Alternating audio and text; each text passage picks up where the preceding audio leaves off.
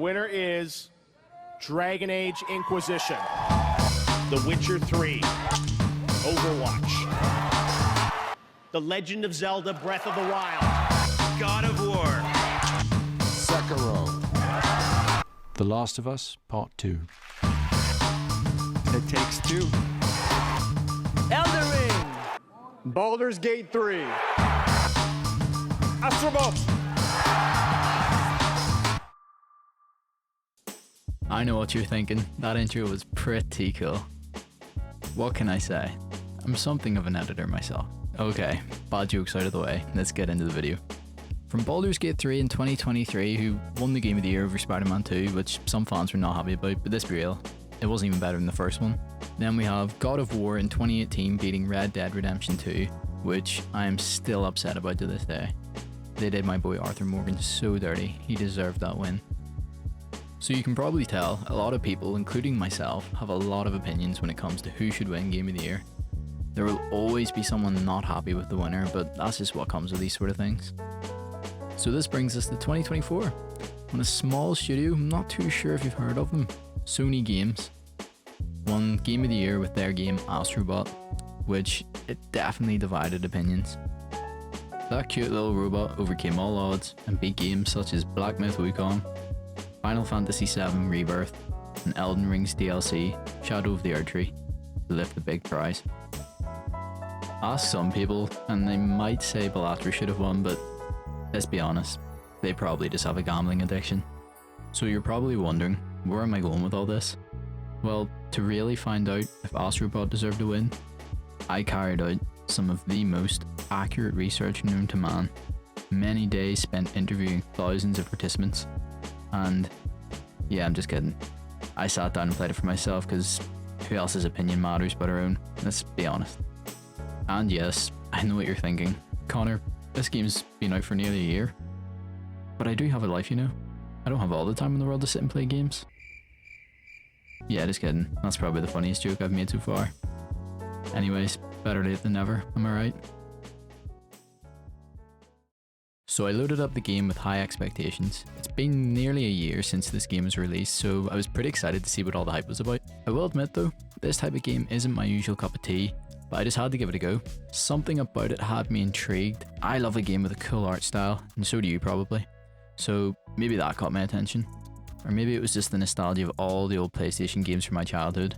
And since you're watching this video, you're probably just as curious as me, so let's jump in together and see what Astro Bot has to offer. So the game begins and straight away we are attacked by some sort of alien. It starts tearing apart our ship, taking all the important parts. During his escape, he sends us plummeting towards the sandy planet below and scatters all the other bots far and wide. We awoke on the desert planet below, and I'd say after that crash, we've probably got a pretty bad headache. Then out of nowhere, a strange object came crashing down.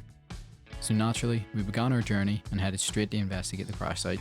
I approached the object and at first wasn't too sure what to do, but after giving it a hit, it transformed into some sort of satellite before shooting off into the sky. We then called our own spaceship and shot off after it to see where it might lead us. By following the satellite, it led us to some sort of galaxy. I quickly made my way into the first galaxy, the Gorilla Galaxy, to check out the first level of the game. When I entered the galaxy, I noticed a few levels as well as what looked like a boss level at the very end, which we would unlock after beating all the other levels and collecting enough bots along the way. Anyways, let's jump into the first level and get a taste of what this game has to offer. So the first level was Sky Garden. I began by running around getting a feel of how the game played. And of course, I started breaking every box and collecting every coin possible. You never know what you might miss.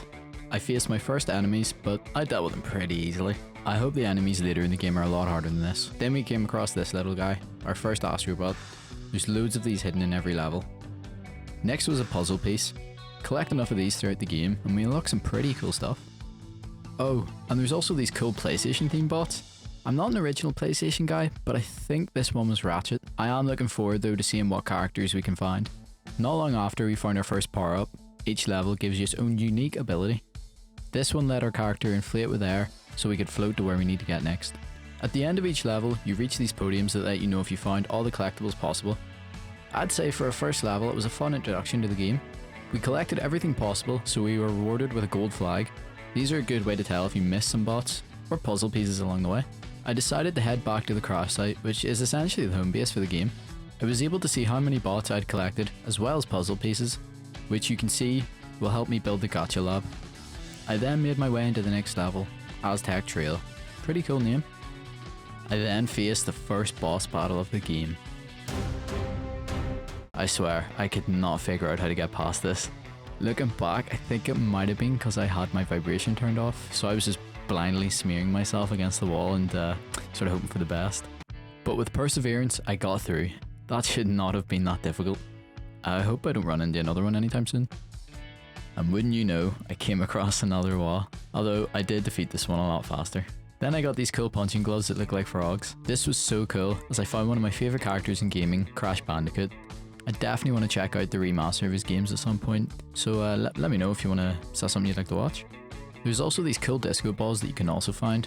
These unlock a level within the Lost Galaxy. These are some of the most unique and fun levels in the game, and I would say each time I played one of them, I definitely remembered them. These portals take us to the Lost Galaxy. This level was called the Fan Club, and that's something you'll notice throughout the game. There's just puns everywhere. Using the gloves, we slingshotted ourselves into the first mini-boss arena of the game. I said earlier I hoped the enemies got harder, and I quickly got what I deserved. The enemies were sort of like those Russian dolls that have loads of smaller versions inside. We started by taking them out one by one, which was easy enough. Then we faced the boss. It would jump around the level trying to crush us, but we were too fast. I won't lie, this fight was pretty easy, but I expect they will get a lot harder as we get further in the game. After defeating the boss, that was the level complete. So far so good for both levels. Okay guys, get your winter coats on, because this next level, Creamy Canyon, looks cold. Of course, the first thing we did was terrorize this poor pig and threw him through this glass. Maybe we're the real villain. I then found another one of the Lost Galaxy portals, unlocking a new level to try. This one looked like some sort of mushroom level. Construction Derby was one of my favourite early game levels. The style of it was so cool, and we also met one of our first big bosses. He was essentially King Kong. Our ability for this level was a rocket-powered dog that allows us to smash through objects. Also, watch this.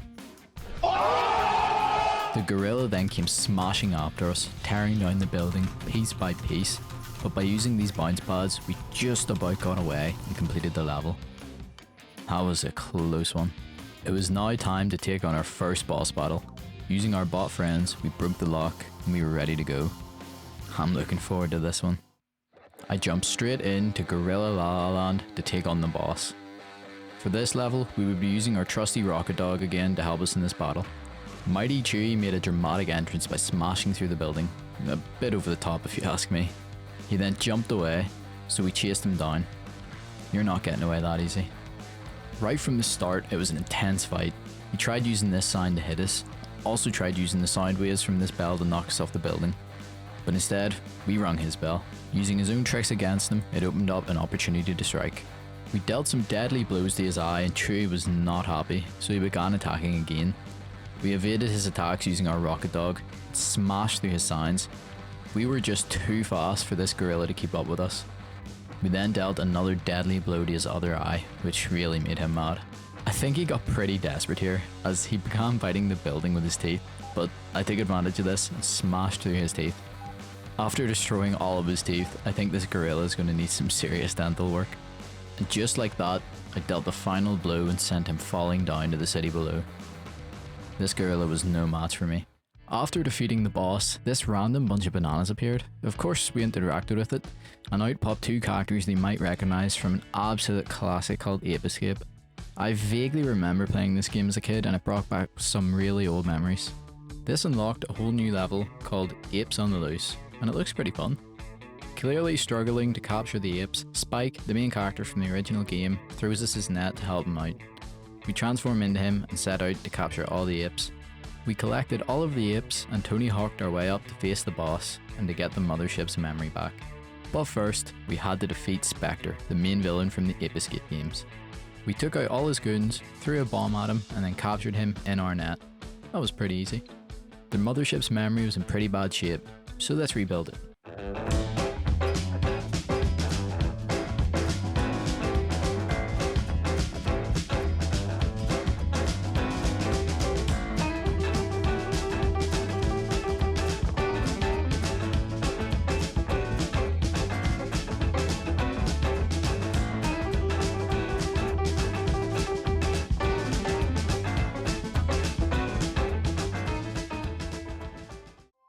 Okay, mothership memory repaired.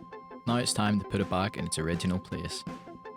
And just when we thought everything was back to normal, another satellite came crashing down in the distance. So of course, we headed to check it out. We gave it a hit, hopped in our ship, and followed to see where it might lead us. And when we got there, it scanned the area and discovered a new galaxy for us.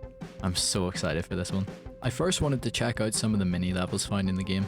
This first one is Crumble Rumble, a series of mini games where you try and defeat the enemy by carving out the floor from underneath them. I think it's a pretty cool idea. Then there's Retro Rampage. In these levels, you're faced against some of the game's harder enemies, but everything has that retro block style, which I think looks super clean. These mini games are such a fun way to pass a little time between levels. I also wanted to check out some of the Lost Galaxy levels that we'd found during our adventure. The first one we're checking out is Fan Club. Fan Club's level design is really clever as it allows the player to control the fans to advance through the level. While it was a little short, I do think that these levels are more to show off some unique mechanics. I then moved on to Funky Fungi, the second level in the Lost Galaxy. Similar to the last level, it was quite short, but it had its own cool mechanic. It allowed the player to use the controller and tilt these platforms and defeating the enemies by hitting them with the water. Overall, pretty good level. Now it's time to jump into the first level of the new galaxy, which is kind of hard to say. Go-Go Archipelago. We opened the ability chest and got this little guy who's going to help us throughout the level. We can use him to climb up walls using a combination of the triggers and tilting the controller. This game is so good at using the controller to make the game feel more interactive. Our little monkey friend can also pick up objects like these rocks to help defeat enemies and break barriers. If you've ever played Uncharted, this felt like one of those tense moments pulled straight from one of those games.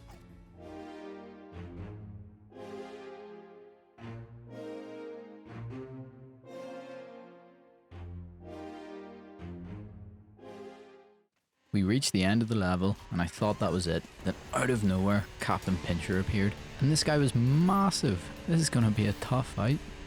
This guy was out to get us as he started stomping the ground trying to take us out. We used some nearby rocks to destroy his peg leg barrel, then began scaling him. We eventually reached the top, and after taking out some of his goons, we grabbed onto his head and ripped it clean off. This caused his entire body to explode, which then made us fall all the way down and land head first in the sand, so that lost us a few aura points. I wasn't too sure what this thing was, but I thought I'd check it out, and it ended up being the Lost Triangle Void, so it looks pretty cool. This unlocked a few other minigames based around the triangle theme, so I jumped straight into one. So this one's called Cut and Grind, all based around spikes and essentially sharp things. And see these little grindy guys that roll towards you? I'm actually embarrassed how many times I died to them. Like, I'll not even say how many times. But they were so annoying. So yeah, we essentially just did a bit more Tony Hawk and slid around in these triangles here, and that was the level complete. So yeah, it was pretty fun, I'd say. Quite short, but you know, that's what these side levels always are. This level here, Downsized Surprise, had by far one of my favourite mechanics in the game. So as you see here, we open the chest and we can actually shrink down in size, which is so cool. We were so tiny that we were just sliding across these clothing lines. This is so fun. And we got into some weird places. Trunk of Funk was the next level up, and this one was pretty good. I feel like I'm saying all of these levels are quite good, but to be fair, there wasn't actually many bad levels. Like, there's a reason this game won Game of the Year. The ability for this level was a little elephant on our back that used its trunk to suck up like this goo, sometimes even ice, or it could be something else, and then we used that to build a platform to throw underneath us. Now, it wasn't one of my favourite abilities, probably one of the least exciting, but it was a cool way to use it, I suppose. The mini boss for this level was called Tama Trio. I'm not exactly sure what Tama means, but we dealt with this boss pretty easily. We used the sucker to jump on top of them, smash open the egg, and then essentially suck out the yolk, which seemed to be their brain, I guess.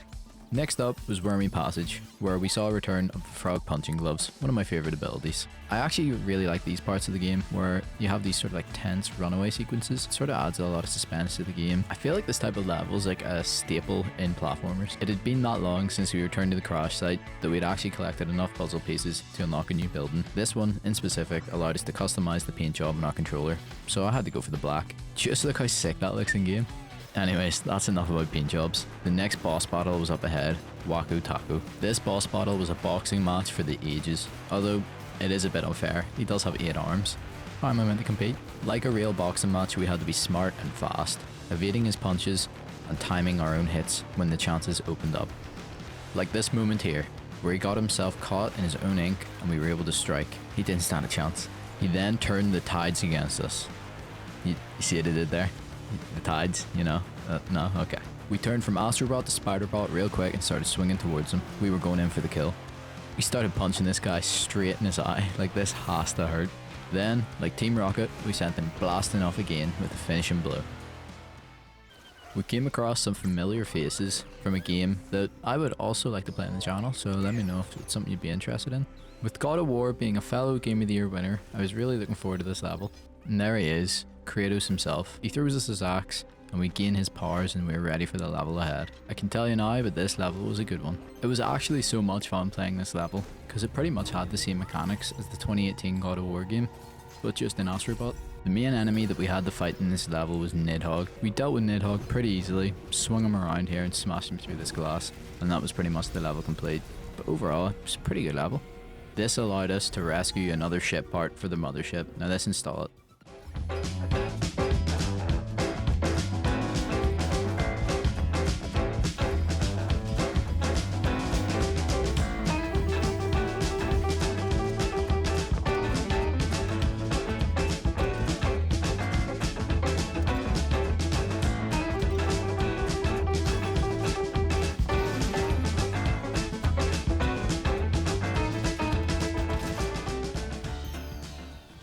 After installing the part, a satellite came crashing down, and you know what that means.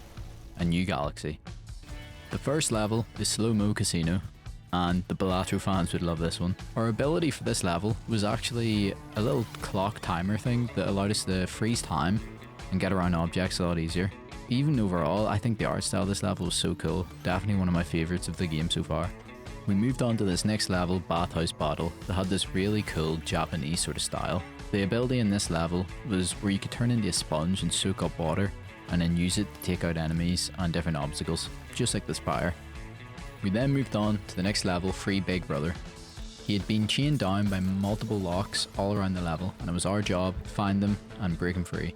After breaking all of the locks around the level, there was just this one left, and after he broke it, he was finally free from his restraints. You've got to feel bad for this guy, he must have been here for ages. He starts to pull this giant structure out of the ground, then offers a helping hand for us to climb it. But once we reach the top, he opens this up, and that's the end of the level. I wonder if we'll see this guy again at some point.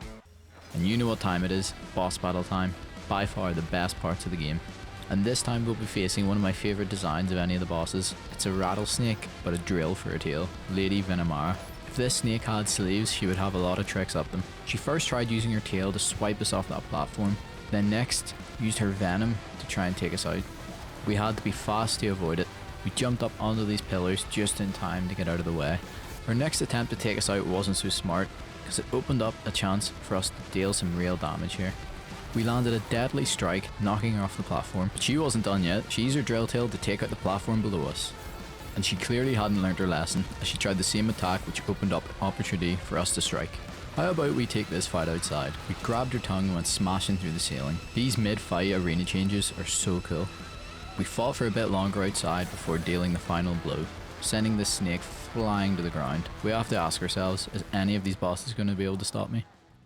The snake choked up this chest, and out popped one of the best characters in PlayStation gaming history, Nathan Drake. I really don't know how he got there or what he was doing in that snake, but anyways, it looks like he was struggling here against all these enemies. So our little friend Astro is here to save the day. He throws us the gun, which then allows us to transform into Nathan Drake. And what comes next is probably one of my favourite levels in the game. Actually saying that, probably my favourite. We jump straight into the action, and just like one of the Uncharted games, start shooting all these enemies like it's no one's business. Along the way, we run into some of our old friends from the Uncharted games. This first one's Chloe, and who can forget the old man himself, Sully, aka Victor Sullivan. We even ran into our brother Sam. I've completed every game apart from Uncharted 4, so maybe in the future if you'd like, I could play it on the channel. We finally found another part for the mothership, but out jumped Chief Kawa to try and stop us from stealing it. Fired lasers at us while we slid on this, I suppose, zipline sort of contraption. Anyways, we outran him long enough that he got himself trapped in the jaws of that stone sculpture. That's one more part found, and you know what that means. Time for another montage.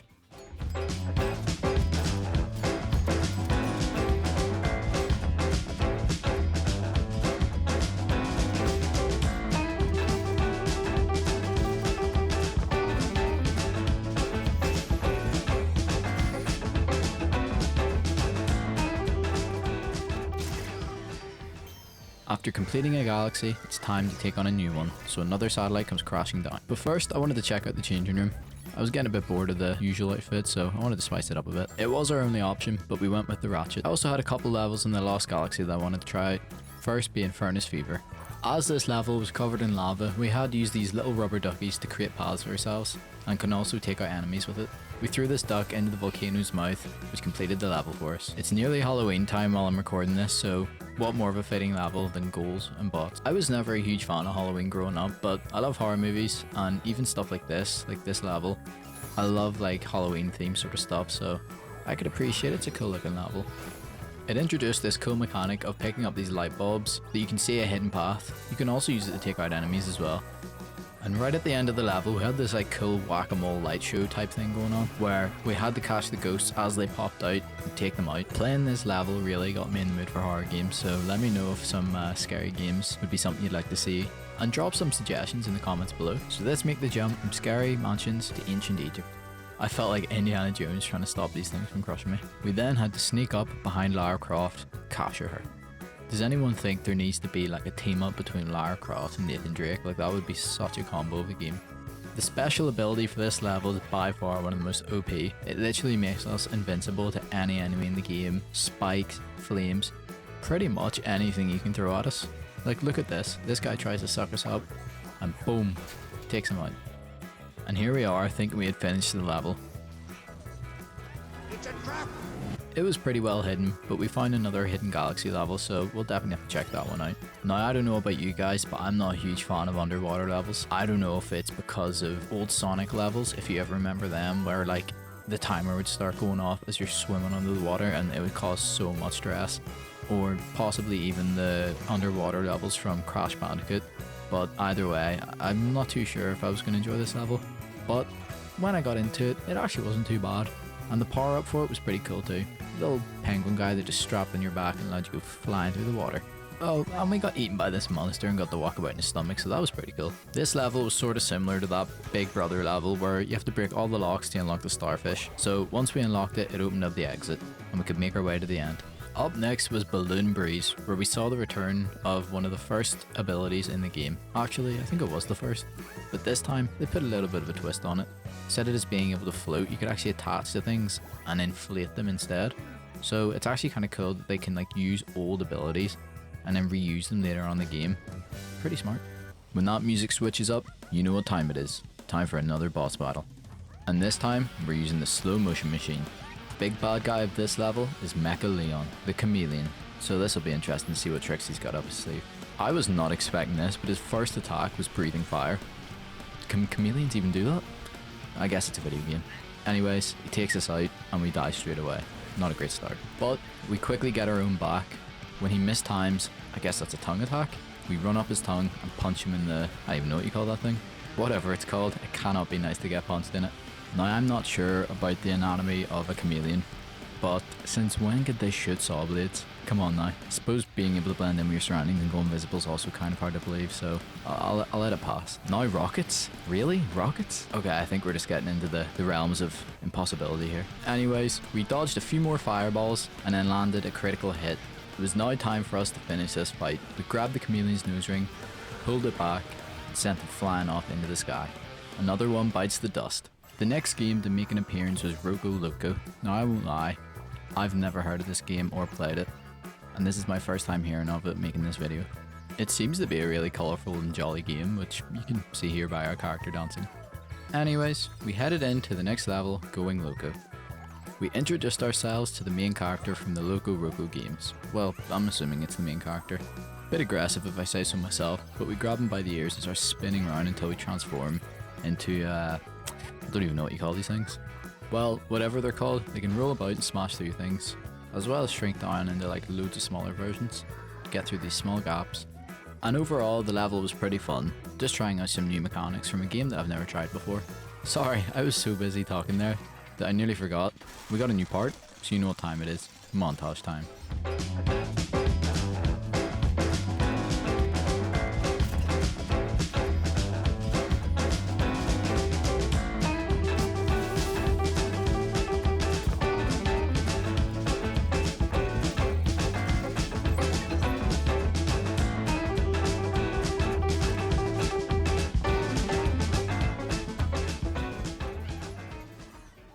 With this part switched on and installed, I believe that's 3 out of 4 now, so we're starting to get close. And I will say, so far, I've really enjoyed this game. I've also collected enough puzzle pieces to unlock the safari park. I won't lie, I didn't really use this much. We got back to business straight away and helped the new satellite, which unlocked a new galaxy for us to complete more levels in.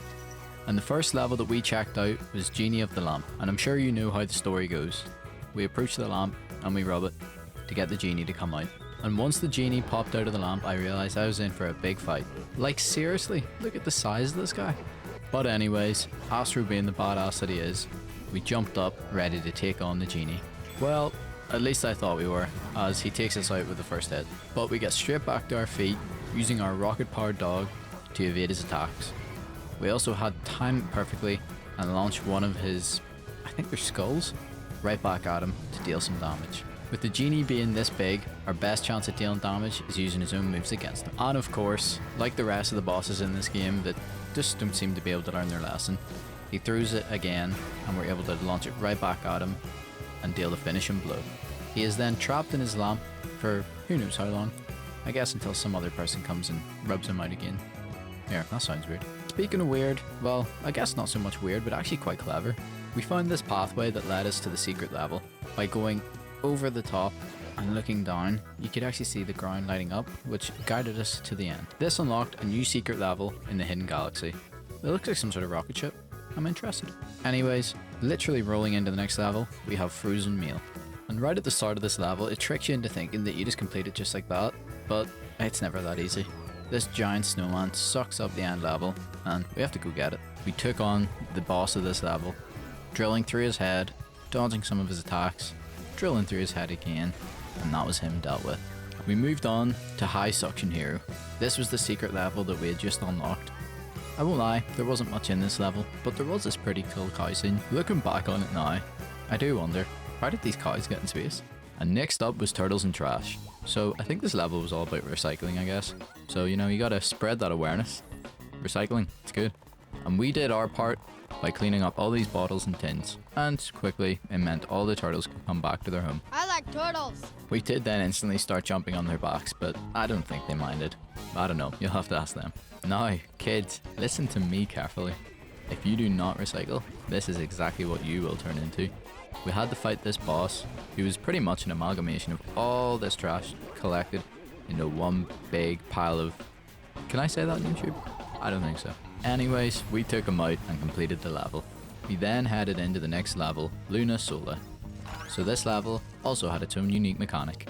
It had these switches that allowed you to switch from daytime to nighttime. And each time you did it, the level completely changed, so you had to be smart when you used them. I like this one a lot. Other than that cool mechanic, there's not much to talk about in this level, so let's get on to the next one. The next level that we moved into was Cannon Brawl. This level had a pretty good mix of like a lava level and also like a pirate level. And of course, with this level being cannonball themed, we got the special ability that allows you to turn into a ball. This part of the level here brought back so many childhood memories. I can't remember what the game's called. Some sort of pirate game, but yeah, you have to pull the swords out and then it pops and all. Let me know if any of you have ever played that game. Anyways, it was time to take on the boss, Captain Shortfuse. So this boss was pretty easy, to be fair. All we had to do was just use these, I think they're like mountains, I guess. They sort of look a bit like volcanoes, but they're blue, so I don't know. But you shoot yourself out of them, and we just have to keep on hitting them over and over again until we defeat them. Overall, pretty easy. So this leads us into the actual boss battle. Similar to the last one, we use the same sort of techniques to defeat it. We have the ball special ability, and we also have to use those volcanoes again to shoot ourselves at the enemy. The boss for this level was called Falcon McFly, which I think is probably the coolest name of any of the bosses. As you can see, it was a similar case to the rest of the bosses. We have to whittle down the enemy by doing the same thing sort of over and over, taking out a few goons on the way, and then laying the finishing blow. While a lot of the boss levels are quite similar, I would say the style of each level is what makes them unique. So this one here is very cool, because you're like flying through the sky. It sort of gives the boss battle that urgency and intensity. Just like the rest of the enemies, I defeat this one pretty easily. But my favourite part after each boss battle is seeing what cool character from the PlayStation games comes out after.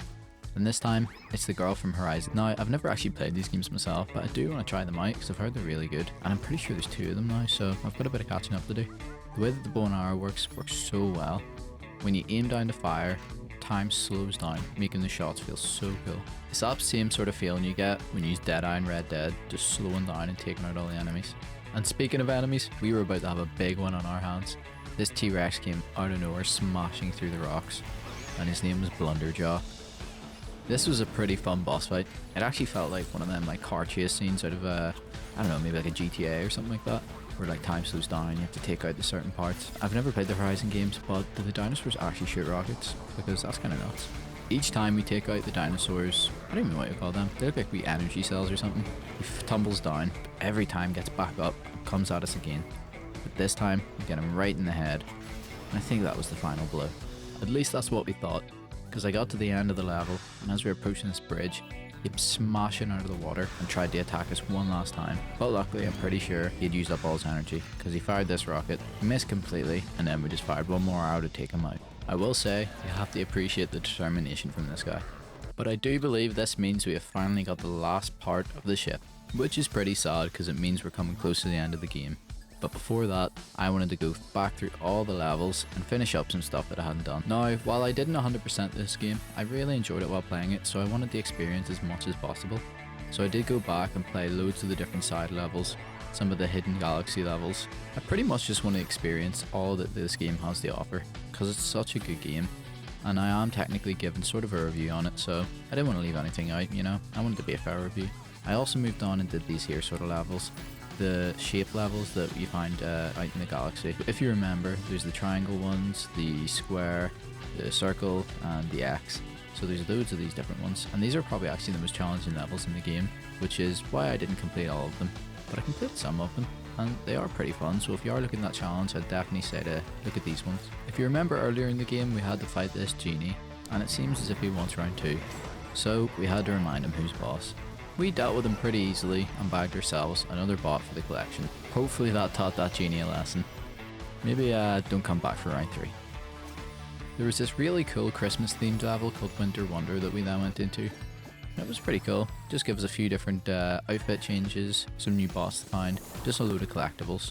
A level that did have some really cool parts though was Danger Dojo. Really cool style for this level. It was a bit like Ghost of Tsushima. Like a true ninja, we used our shurikens to cut down these bamboo sticks so that we could get to one of the bots. It actually reminds me, if you've ever played Ghost of Tsushima, there's the little side mission where you have to cut the bamboo. Possibly a bit of a rogue shout, but some of them side missions in that game were not great. Main missions though, they were really good. I thought that was a level completed, but this dragon comes out of nowhere, so we have to shoot it out of the sky, which was pretty easy to be fair. But look how cool that looks. So because we completed all of the levels in the Hidden Galaxy, it meant that we got this final level called the Final Encore, which you could probably guess is all instrument related. And I won't lie, it was a pretty cool level. So for this level we got an extra special ability. It's this monkey that has 2 symbols, you know, because the instrument related theme. It allows us, when we want, to clap and change the world around us. Pretty cool mechanic. I suppose with the level being called Final Encore, and just the fact that we've collected all the pieces to the ship, it starts to feel like we're really coming to the end of this game. And I will just say now, I've really enjoyed it. I'm looking forward to see what the end is like. Well, that end is here. It's finally time to face the bad guy of this game. Don't actually know what he's called after all this. Whatever his name is, it's time to take him down, just like the rest of the bosses. Everyone looks ready to go. The mothership, Astro, finally time to end this once and for all. So let's go. The mothership powers up and gets ready to chase after the alien. Whenever it arrived, it left behind this portal, so there's only one place for us to go. This part of the game really captured the feeling that the whole game gives the player. A PlayStation button appeared from the ship's controls, and when we pressed it we were met with pure nostalgia. PlayStation 1, PSP, PlayStation 2, all the consoles from the past. Turns out that they were all mini ships that we could deploy to give us a hand in the final battle, and I think we're going to need it. Like something out of Star Wars, we all got in formation and prepared to jump into battle. This is it, Play Squadron Go, the final mission of the game. We jumped straight into the action with waves of enemies coming at us endlessly, but we had our friends to help us. We linked up first with PlayStation 1 to take out this alien ship. They did not stand a chance. We then had to hop off our ship and go on foot. We landed right on the PlayStation 3 to take out some pesky enemies. Finally, teaming up, we took out the back door to this ship. I felt like Luke Skywalker here. we made an explosive exit and it was finally time to face the final boss. Oh yeah, and this reminded me what the villain's name was. Space Bully Nebulax. I won't lie, that name does go pretty hard. Anyways, just like we did with the rest of the bosses, we took him out pretty easily. That'll teach him to try and mess with us. And this also meant that we finally got all the pieces for the mothership back together. Just look how happy everyone is. Just when we thought it was all over, Nebulax returned. Will we ever defeat this guy? He didn't look one bit happy, which is fair, but we had something up our sleeves to take care of him for once and for all. He tried throwing this pirate ship at us, but we used our specially modified controller to shoot it right back at him, opening up the opportunity to finally take him out. In one last final attempt, he tries to grab onto us and take him with him. With the help from all the other bots, we're just about holding on. Seeing that the situation might just be a lost cause, Astro makes the ultimate sacrifice and lets go.